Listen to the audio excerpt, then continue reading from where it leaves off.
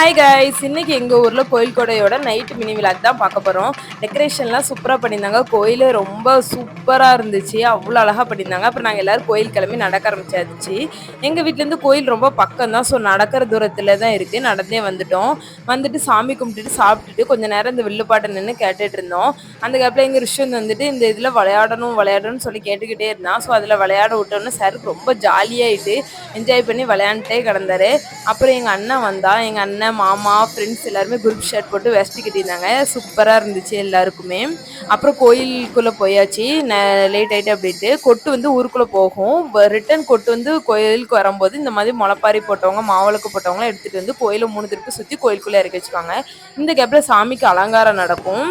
அலங்காரம்லாம் முடிஞ்சதுக்கப்புறம் கையில் பூ தருவாங்க. பூ தந்து சாமி தூக்கும் போது எல்லாருமே பூ போடுவாங்க. சாமிக்கு போட்டுட்டு சாமி வந்து கோயிலை 3 நேரம் சுற்றி வெளியில் கொண்டு வந்து இந்த மாதிரி சப்பரத்தில் ஏற்றுவாங்க.